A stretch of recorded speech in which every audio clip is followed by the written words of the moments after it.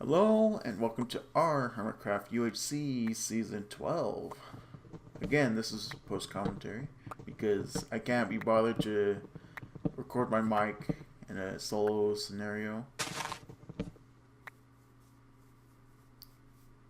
And I think it's for the best I didn't, because I probably would have said some pretty weird stuff or something. Or I would have just said nothing at all for most of it, and I'd be doing this anyway. Anyway, another thing that's changed is I have got myself an EU server. Hasn't exactly been used for anything yet, as of, well, recording this. But it does help that I have a server for, well, testing at any given time, depending on whatever, like, I don't know. And then a server for like testing and playing Captain Minecraft and such. Then the other server for hosting games. I'm not going to find one as the other because they both can be used for the same stuff. It's about, like, if someone wants me to host something for them and they want an EU server, then I have an EU server to be able to host with, and then I can use the NA server for my usual testing and Capture Minecraft and stuff.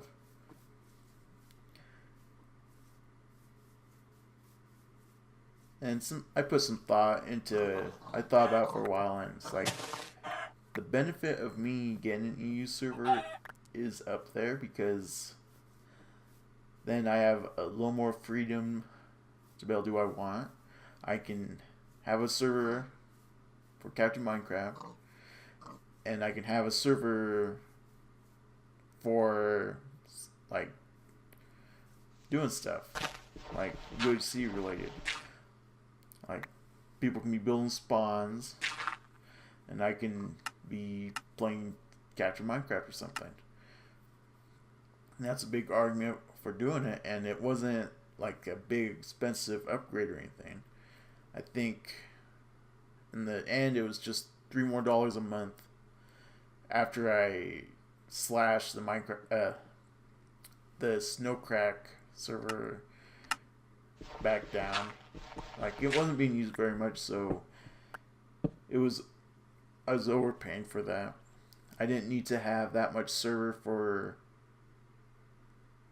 what was basically not being used at all, so that helped make the choice easier.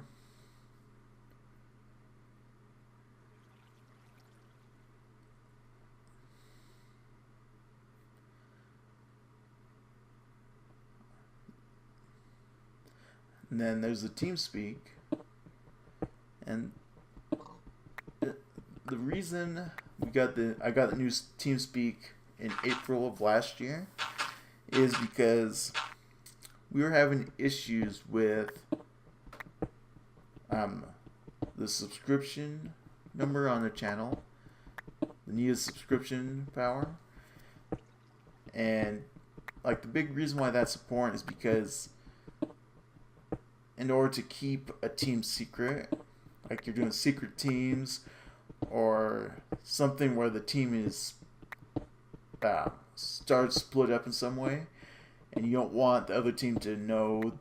You want the team. You don't want the players to know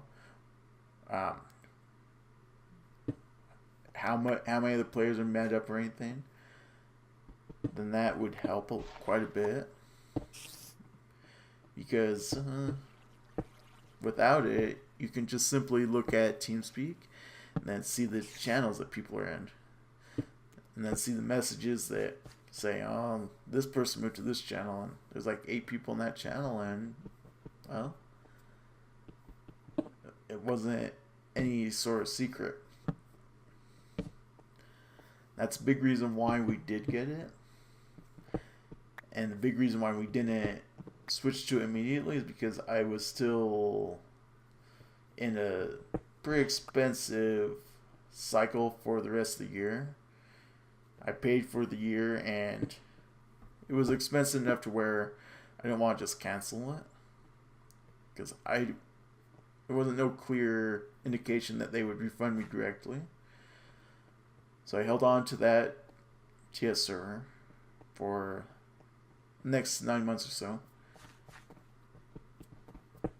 And we never really used the new TS for until early January. Really. But then we get to January, and I think that it won't rebuild me at the beginning of the year. They rebuild me at the beginning of the year, and it renewed for another year. And I was not happy because that was another $100 or something that just went poof. So I had to email them and tell them that that was not supposed to happen, and I made sure to cancel a few subscriptions via the PayPal thing, and like that's a complete pain. I need to be a little more careful about that because that does annoy me quite a bit.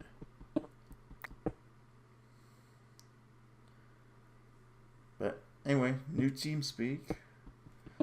I've upgraded to 50 slots, so it can be used for stuff. We can do secret teams or anything like that. Probably need to do a little more work on things, but right now things are in a good place.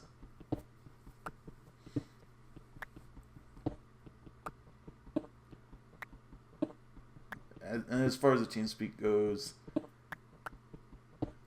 I like having the control to be able to edit these things. Like with the old provider, there were a lot of settings that you couldn't edit, and then the support team would say, you have no idea what you're doing, and won't ever give a straightforward answer to any question.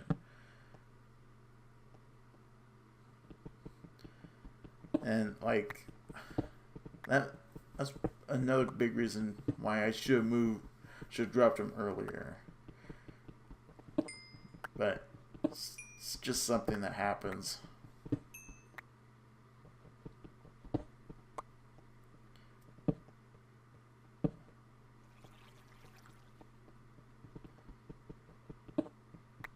But yeah, it is nice to have a TeamSpeak that I can actually edit settings on the channels for once. So, yeah, we'll be making good use of that soon enough. Well, whenever that we use it.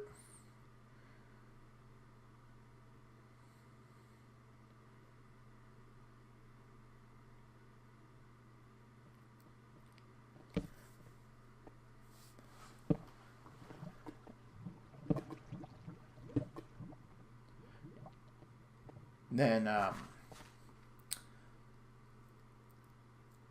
yeah, thing with getting a new PC, and especially with TS, is that, well, in general, the way I make my passwords is kind of difficult to log in and get stuff synced over. So, like, there were a few things, especially with the TeamSpeak, that I had difficulties. Just having general difficulties. Like the My TeamSpeak thing is supposed to sync your settings and stuff and your servers over, but that never happened. It just created a new ID for me, which means on the old TS I became a new 78 forward. And then on the new TS, I was still the same guy. Like, I didn't really have anything. And so I lost like 3 or 4 TS infos over that. Not that I used them regularly or anything. I'll probably eventually get them back through stuff.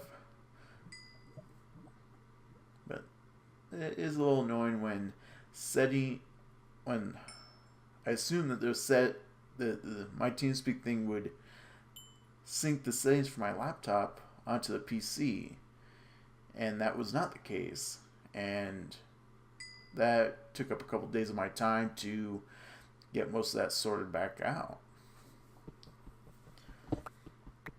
And then the whole two-factor thing with Discord was extremely annoying. Like, apparently the app I got for it was desynced by like a minute and a half or something. It was desynced by enough time to where no matter what code I saw, no matter how fast I put it in, Discord would never accept it because it wasn't in sync. So I spent a lot of time without Discord because I couldn't. Well, I didn't spend a lot of time without it. I had it on the laptop,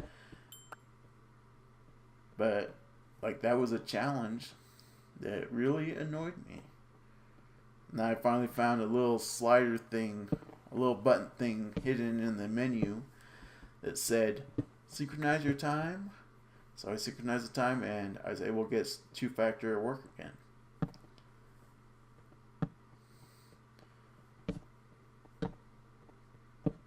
So I'm not really a fan of that feature.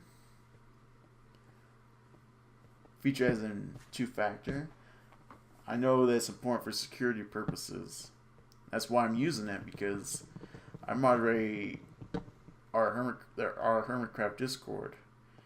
I kind of need my Discord account to be secure. But if you put in a wrong code, it doesn't give you any tips saying make sure your app is synced or anything actually useful. And that's something that frustrates me. Because apparently these apps not syncing is a common issue, and you would think that it would be made note of within programs that use those apps. But anyway, I've got it working now, and it's not an issue no more.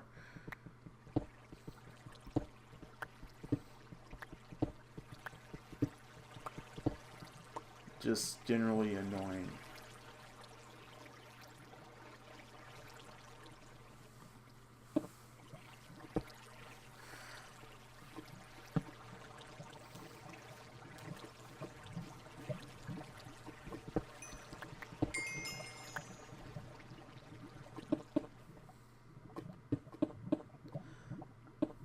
And then lately I've been playing a lot of GTA 5 because the laptop, while it could handle it, it's a fairly old laptop at this point. Like, it was abusing the laptop too much to be playing that. And while playing most of the games I had, I'm trying to think of a couple games that my laptop didn't have some sort of lag problems, but I'm not really thinking of any off the top of my head. There were always some issues with like nearly every game I had, and that was a fair bit annoying. So I've been playing GTA 5 because this computer can handle it quite well. So I've been having fun with that. I'm trying to get to 100% the story mode. And that's something I'm working towards. It takes time to get that far because it's quite a game. It's quite a game. Like, there's so much in it. but I'm nearly there. I'm at 89% right now.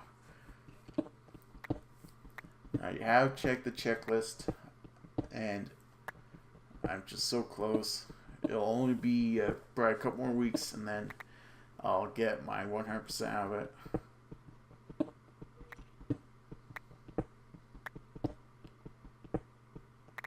And I've been playing a little bit of GTA Online. I've been playing with anyone. Just what I do is just do a little bit of money grinding, which is basically just do one of the VIP job things. Then if I get matchmaked or whatever into some sort of race, I'll do that for a while. And if it's a decent lobby, I can grind money there pretty easily. I think a couple times I spent like an hour at it and I got like 100,000 out of it in game. And it's a lot better than paying for those stupid little shark card things that give you money in game, because I don't understand that. If you want me to pay for something, then don't make it money in game. But yeah, that's what I've been doing. Like, I'd want to get people to play GTA Online with me, but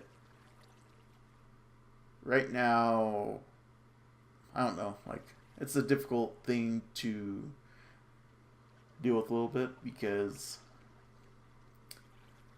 like if you do like some things, like when you're a new player and your character has like nothing and has no skills, then you're practically useless. Like in the game, I can drive, and shooting I generally come out on the losing end of.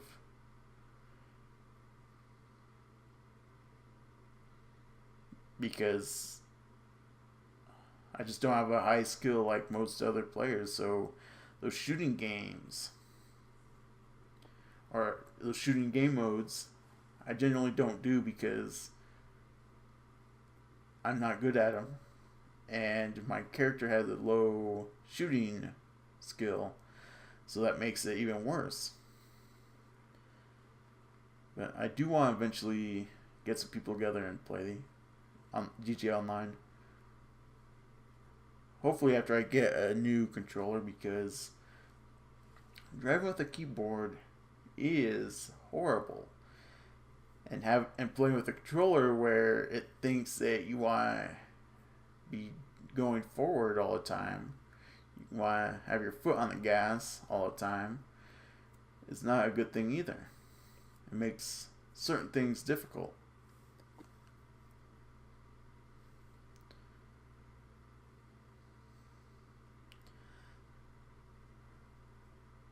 So yeah, I spent a fair few hours in playing GTA 5 in one way or another these last few weeks.